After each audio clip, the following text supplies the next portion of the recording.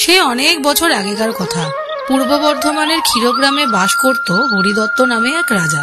একদিন রাতে হঠাৎ মা যোগাদ্দা তার স্বপ্নে দেখা দিয়ে বলেন মহা ধুমধাম করে তার পুজোর প্রচলন করতে, আর প্রত্যেক পুজোয় একটা করে নরবলি দিতে, না হলে দেবীর তেজে হরিদত্তের রাজ্য ধ্বংস হয়ে যাবে। রাজা তখন সমস্ত পরিবারের জন্য একটা নিয়ম চালু করেন, প্রত্যেক পুজোয় বলির জন্য দিতে হবে প্রত্যেক পরিবারের একজন সদস্য।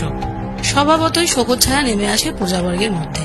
নিয়ম অনুসারে একদিন পালা পড়ে এক ব্রাহ্মণের একমাত্র ছেলে। শোকস্তব্ধ ব্রাহ্মণ আর ব্রাহ্মণী বলির আগের দিন রাত্রির বেলা তার ছেলেকে নিয়ে গ্রাম ছেড়ে পালায়। পালাতে পালাতে তারা গ্রামের শেষ প্রান্তে এসে এক বুড়িকে দেখে দাঁড়িয়ে পড়ে। তাদের পথ আটকে সেই বুড়ি ব্রাহ্মণীকে জিজ্ঞেস করেন, এত রাতে তোমরা কোথায় যাচ্ছ?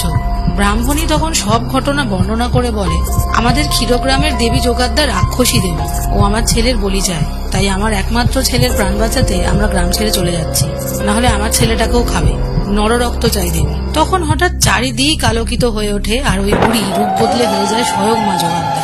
হেসে বলেন, যার ভয় পালাও মা তুমি, সেই মা যোগাদ্দা আমি। যা, তোর ছেলেকে নিয়ে বাড়ি ফিরে যা। আমি কোনো মায়ের কোল খালি করে নরবলি চাই না, আজ থেকেই বন্ধ হোক নরবলি।